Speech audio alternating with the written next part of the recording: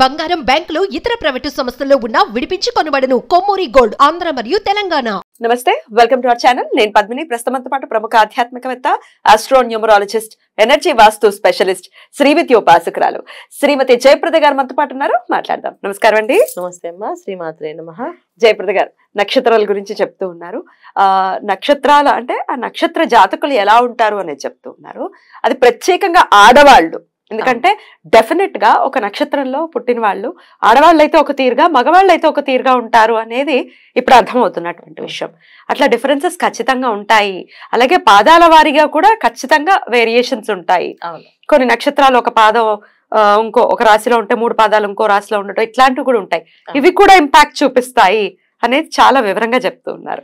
So yeah, ఎందుకంటే ఇవాళ రోజున మనకు తెలుసుకోవడం అనేది ఒక అవసరం ఉంది. అందుకే నక్షత్రం అనగానే ఈ నక్షత్రం వాళ్ళని వివాహం చేసుకోకూడదు, ఈ నక్షత్రం వాళ్ళు చేసుకోవచ్చు అని అపోహలు ఉన్నాయి కదా. ఈ అపోహలకి మనం కాదు, ఇవి ఈ నక్షత్రం వాళ్ళ లక్షణాలు ఇలా ఉంటాయి కనుక ఆలోచించి చేసుకోవచ్చు. ఇప్పుడు కొంతమంది వాళ్ళకి అమ్మాయి కొంచెం స్పీడ్గా ఉండాలి, ఉద్యోగం చేయాలి, బయట ఇంట్లో పని చూసుకోవాలనుకునే వాళ్ళకి ఆ నక్షత్రాలు చూసుకుంటే సరిపోతుంది కదా. కొంతమందికి ఇంట్లోనే ఉండాలి, బయటికి వెళ్ళకూడదు. అలా నక్షత్రాలు రీచ్ చేసుకుంటే చక్కగా వాళ్ళ ఇంట్లోనే ఉంటారు. వాళ్ళు గొడవలు ఉండవు కదా. ఈ దానికోసం ఇప్పుడున్న సిచ్యువేషన్స్ కోసం మనం ఇది అనాలిసిస్ చేయాల్సి వచ్చింది. రైట్. అంటే ఇది నాకు చాలా ఇంట్రెస్ట్ అనమాట. డెఫినెట్లీ ఇష్టం మీద ఆడవాళ్ళని మగవాళ్ళని కలిపి ఒకటే మాట మీద ఒక నక్షత్రం ఇలా ఉంటారని అని వేసేస్తే అదొక అభాండం కింద పడింది కదా అని చెప్పి రీసెర్చ్ చేస్తూ ఉన్నారు కదా. రీసెర్చ్ చేయాలి. ఎన్నేళ్ల నుంచి రీసెర్చ్ చేస్తూ ఉన్నారు? దాదాపు 20 ఏళ్ళు అవుతుంది. 20 years. అప్పటి నుంచి నేను ఇది చేస్తూనే ఉన్నా. వచ్చేటటువంటి జాతకాలని ఖచ్చితంగా జాతకాన్ని చూడడము, తర్వాత స్త్రీలతో ఎక్కువగా మాట్లాడటము.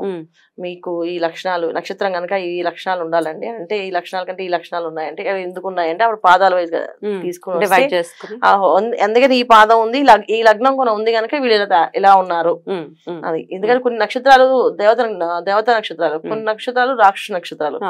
ఈ నక్షత్రాలకి వేరియేషన్స్ చూసినప్పుడు మనకి నిజంగా ఆ లక్షణం కనిపిస్తారా వీళ్ళు అని అనుకోవడానికి లేదు. అలా దేవత నక్షత్రం దేవతలా వీళ్ళు అంటే అలాగా లేదు. అలాగా దేవత గణంతో పుట్టిన వాళ్ళు రాక్షసుల్లా బిహేవ్ చేస్తున్నారు అంటే టెక్స్ట్ బుక్ లో ఏది ఉందో అది ఫాలో చేయటమే కాదు, రియాలిటీలో వాళ్ళతో మాట్లాడి వాళ్ళని అర్థం చేసుకుని ఒక అనాలిసిస్ కి వచ్చి దాని తర్వాత చెప్పడం జరుగుతుంది. అందుకే యాక్యురేట్ గా చెప్తూ ఉన్నారు ఇలా ఇలా ఉంటారు అని.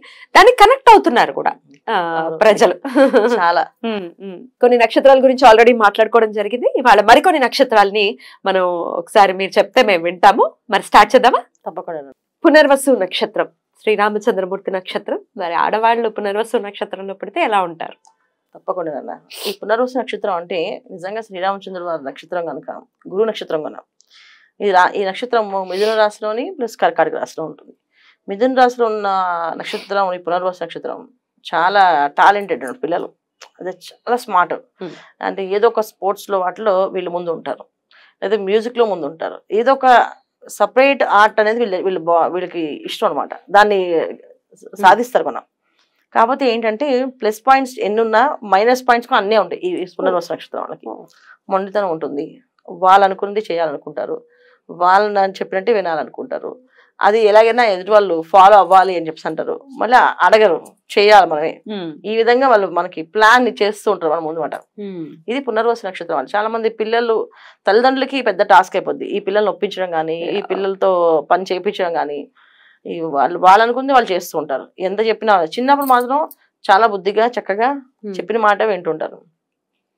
మళ్ళీ వీళ్ళు ఎప్పుడు మారుతారంటే మ్యారేజ్ అయ్యాక, పెళ్ళయ్యాక మళ్ళీ అప్పుడు పాప మా అమ్మ వాళ్ళు ఎంత కష్టపడ్డారో నాకు ఇప్పుడు అర్థమవుతుంది, నేను ఇంత టాస్క్ నా పిల్లల్ని చేయలేకపోతున్నాను, అప్పుడు రిలీజ్ అవుతారు. కానీ ఈ లోపు అయితే పునర్వసు నక్షత్రం వాళ్ళు ఒక విధంగా చెప్పాలంటే మనకి పెద్ద టాస్క్ వెళ్తుంది. అయ్యో, కొంతమంది పిల్లలకి భక్తి కూడా ఉండదు.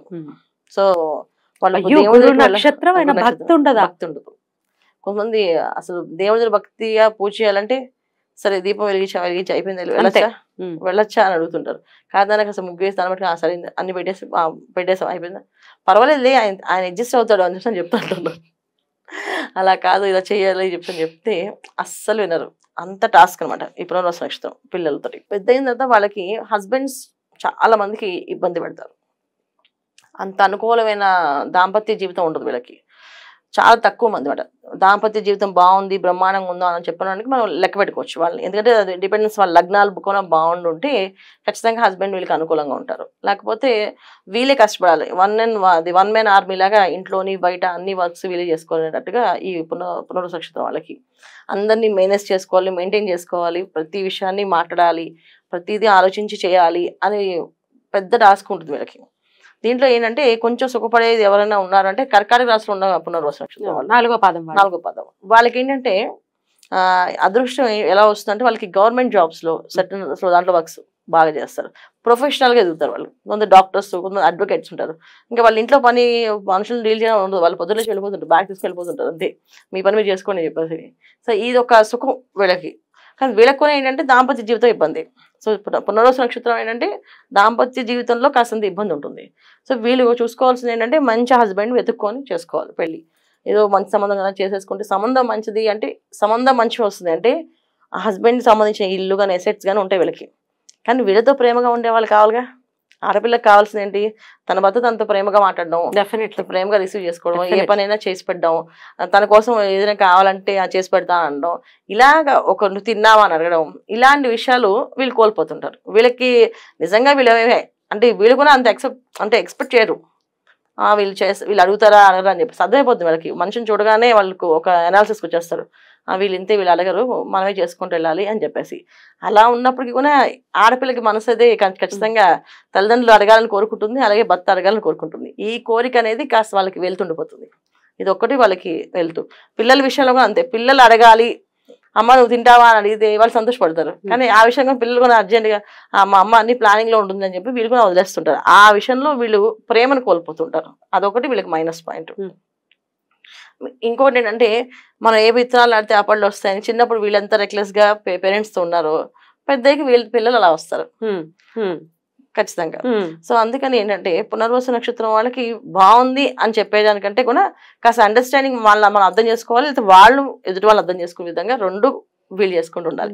అదే అదృష్టం బట్టి వస్తుంది, జాతకంలో ఉండే లగ్నాలు బట్టి వస్తాయి. అంతే, లగ్నం మేజర్ రోల్ ప్లే చేస్తుంది. Major role. లగ్నం బాగుంటే అందరిని అర్థం చేసుకుంటారు, అందరితో హ్యాపీగా ఉంటారు. చాలా మంది పునర్వసు నక్షత్రం చాలా హ్యాపీగా ఉన్నామండి అంటారు. హ్యాపీగా ఉండడం అంటే నా ఉద్దేశంలో మీరు హ్యాపీగా ఉండాలి, అంటే మీకు నచ్చినట్టుగా అన్ని నడుస్తుందా అనేసి.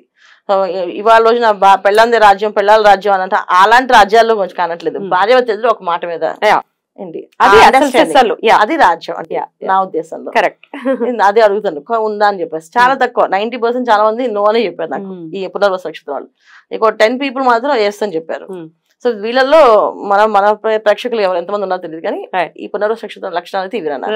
రెమెడీస్ చేసుకోవచ్చు వీళ్ళు తప్పకుండా. రెమెడీస్ వీళ్ళు ఖచ్చితంగా పునర్వసు నక్షత్రం మిథున రాశి అయితే కంపల్సరీగా భక్తిగా ఒక 1 hour ప్రతిరోజు దేవాలయానికి వెళ్ళడం, ప్రదక్షిణాలు చేయడం, విష్ణు సహస్రనామం పారాయణ చేసుకోవడం, ఇవి కంపల్సరీ వీళ్ళకి.